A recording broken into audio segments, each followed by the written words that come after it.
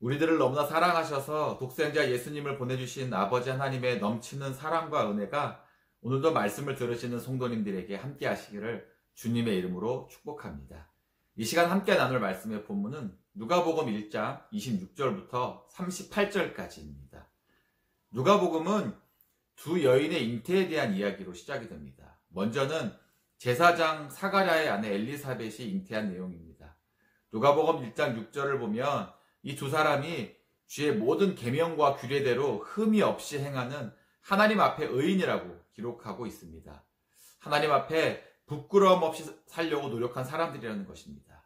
그런데 이 두 사람이 나이가 많았음에도 불구하고 아이를 갖지 못했다고 성경은 기록합니다. 당시 유대 사회에서 자녀는 하나님의 축복으로 여겼습니다. 반대로 아이를 갖지 못한다는 것은 여자로서는 수치이고 한편으로는 하나님의 진노와 징계를 받은 것으로 여겨졌었죠. 신실한 제사장 부부였지만 나름의 아픔을 가지고 살아가고 있었던 것입니다.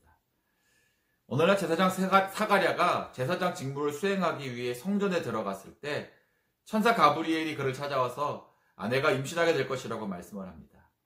그런데 사가랴는 이 말을 믿지 못해서 아이를 낳을 때까지 말을 못하게 되죠. 아내 엘리사벳은 천사가 전한 말씀대로 임신을 하게 됩니다. 엘리사벳이 임신을 하고 이렇게 고백했습니다. 누가복음 1장 25절에 주께서 나를 돌보시는 날에 사람들 앞에서 내 부끄러움을 없게 하시려고 이렇게 행하심이라 하더라. 그러니까 엘리사벳도 나름 마음의 아픔을 가지고 있었던 것입니다. 그리고 이제 엘리사벳의 임신 소식을 전했던 가브리엘 천사가 마리아를 찾아갑니다. 이것이 여섯째 딸이라고 시작하는 오늘 본문의 시작입니다. 여섯째 딸이라는 것은 엘리사벳이 임신한 지 여섯째 딸이 된 것을 말씀하는 것입니다. 엘리사벳은 결혼한 지 오래되었지만 아이를 갖지 못한 여인이었죠. 그런데 마리아는 아직 결혼은 하지 않았고 약혼만 한 여인이었습니다. 예수님 당시의 유대인들은 보통 12살, 13살이 되면 결혼을 시켰다고 알려지는데요. 그러니까 사실 마리아는 아직 어린 나이였던 겁니다. 약혼을 하게 되면 1년이나 2년 정도 남자와 여자는 거의 만나지 않고 각자의 집에 머물면서 새로운 가정을 이룰 준비를 했습니다. 이렇게 약혼을 통해 1년, 2년의 시간을 보내는 여러 가지 이유들 중에 하나는 성적인 순결을 확인하기 위한 목적도 있었다고 합니다. 만약 순결을 지키지 못했다면 약혼의 기간 동안에 아이를 낳을 것이고 순결을 지키지 못한 사실이 드러나게 될 것이기 때문입니다. 오늘 본문에서 마리아를 약혼한 처녀라고 한 것은 한 남자와 결혼을 하기로 정하기는 했지만 성적인 순결을 지킨 여인이었다는 것을 말씀하는 것입니다. 근데 이러한 처녀에게 가브리엘 천사가 나타나서 30절과 31절을 보니까 이렇게 말했습니다. 천사가 이르되 마리아여 무서워하지 말라. 내가 하나님께 은혜를 입었느니라. 보라 내가 잉태하여 아들을 낳으리니 그 이름을 예수라 하라. 이렇게 말했습니다. 여러분 가만히 생각해 보십시오. 아직 남자와 잠자리를 하지 않은 처녀가 잉태를 한다는 것이 자랑입니까? 아니면 수치이자 부끄러움입니까? 약혼한 남자가 있는데 이걸 말해야 하는 겁니까? 아니면 감춰야 하는 겁니까? 여러분 처녀가 잉태한다는 것이 정말 은혜일까요?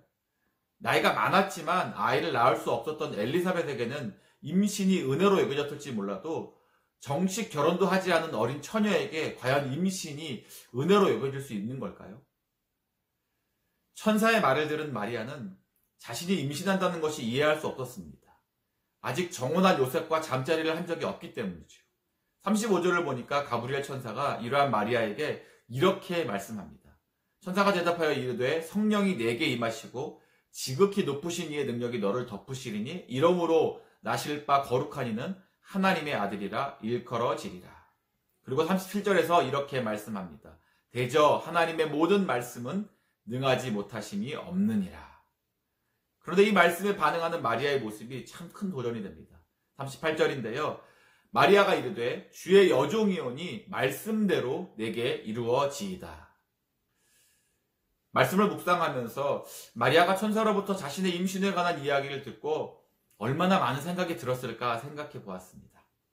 결혼도 안 한 처녀가 누구 애인지도 모르는 애를 임신했다고 하면 마을에서 자신이 어떠한 해를 입게 될지 왜 계산이 안 됐겠습니까?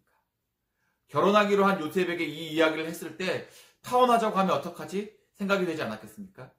그런데 천사의 말에 마리아는 즉각적으로 자신을 종이라 칭하면서 주의 말씀이 이루어지기를 바란다고 자신을 내어드린 것입니다. 주의 뜻이 이루어지기 위해 자신의 몸과 자신의 삶을 드린 것이죠. 선한 것이 나올 것이 없다고 여겨졌던 작고 보잘것없는 시골 마을에 사는 연약한 여인의 순종을 통해 예수님께서 이 땅에 오실 수 있었음을 기억해야 합니다. 마리아는 하나님께 은혜를 입은 여인입니다. 오늘 본문 28절과 30절에서 이것을 반복해서 말씀하고 있습니다.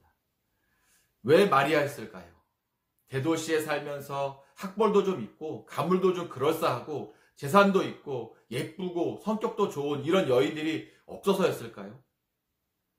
우리가 하나님의 뜻을 다 헤아릴 수 없기에 왜 마리아였는가에 대한 답을 얻을 수는 없습니다. 하지만 분명한 것은 오늘날 성탄의 모습처럼 화려하고 번쩍거리면서 고급스러운 것들로 치장한 그 누군가를 찾아가신 것이 아니라 뭔가 특별하게 내세울 것은 없지만 그저 목수와 결혼해서 보통의 가정을 이루기 원했던 한 여인을 선택하셨다라는 것입니다. 이것이 마리아가 하나님께 받은 은혜입니다. 그리고 이것이 우리가 받은 하나님의 은혜입니다. 사도 바울은 고린도 교회에 편지하면서 이렇게 기록한 것이 있습니다. 고린도전서 1장 27절에서 29절 말씀입니다. 하나님께서 세상에 미련한 것들을 택하사 지혜 있는 자들을 부끄럽게 하려 하시고 세상에 약한 것들을 택하사 강한 것들을 부끄럽게 하려 하시며 하나님께서 세상에 천한 것들과 멸시받는 것들과 없는 것들을 택하사 있는 것들을 폐하려 하시나니 이는 아무 육체도 하나님 앞에서 자랑하지 못하게 하려 하심이라. 세상에서 약하고 부족하고 연약한 사람들을 택하셔서 하나님의 자녀가 되게 하시고 하나님 나라의 일에 동역자로 세우신 것이 은혜이고 복인 것입니다. 가브리엘 천사는 마리아가 은혜를 입은 자임을 알려주면서 그 후에 평안할지어다 주께서 너와 함께 하신다라고 28절에 말씀했습니다. 수많은 여자들 중에 마리아를 선택하신 것은 정말 말할 수 없는 큰 은혜이지만 결혼도 안 한 처녀가 잉태한다는 것은 자칫 불륜으로 오해받아서 돌 맞아 죽을 수도 있는 큰 위험을 감수해야 하는 상황입니다. 그런 마리아에게 평안하라 말할 수 있는 것은 주님이 마리아와 함께 하시기 때문이었습니다. 하나님께서 선택하셨기에 마리아를 지키시고 그의 삶을 책임지신다는 것입니다. 그러니까 평안하라고 한 것입니다. 우린 하나님의 은혜로 마리아가 불륜으로 오해를 사거나 결혼관계가 파탄나지 않았음을 알고 있습니다. 그렇게 하나님의 택하신 은혜가 은혜될 수 있고 그리스도의 탄생이라는 놀라운 결실을 맺을 수 있었던 데에는 마리아의 순종이 있었기 때문이었습니다. 당시에 12살, 15살 정도밖에 되지 않은 여자아이가 지극히 높으신 이의 능력이 덮이면 아기를 임신하게 될 것이라는 것을 어떻게 이해할 수 있었겠습니까? 자신이 낳을 아기가 큰 자가 되고 지극히 높으신 이의 아들이 된다는 말씀도 또 다윗의 왕위를 가지고 영원히 다스리게 있다는 말씀도 이해할 수 없었을 것입니다. 그러나 마리아가 이해할 수는 없었지만 하나님의 모든 말씀은 능하지 못하심이 없다라는 이 말씀은 믿을 수 있었기에 순종할 수 있었던 것입니다. 하나님은 말씀으로 세상을 창조하신 분이십니다. 말씀으로 세상 만물을 다스리시고 지금도 통치하십니다. 우리 가운데 오신 예수님은 말씀이 육신이 되어 오신 분이십니다. 순종이란 우리가 다 이해하지 못한다 하더라도 하나님께 모든 능력과 주권이 있기에 그 말씀에 동의하여 우리 자신을 내어드리는 것입니다. 그렇게 할 때에 우리를 택하신 하나님의 은혜가 은혜되는 삶을 살아가게 되는 것이고 하나님의 일에 쓰임받게 되는 것입니다. 여러분 정말 하나님에게는 능치 못하심이 없다고 믿으십니까? 그렇다면 예수님의 탄생을 위해 자신을 드렸던 마리아와 같이 주의 말씀대로 이루어지도록 여러분 자신을 하나님께 내어드리십시오.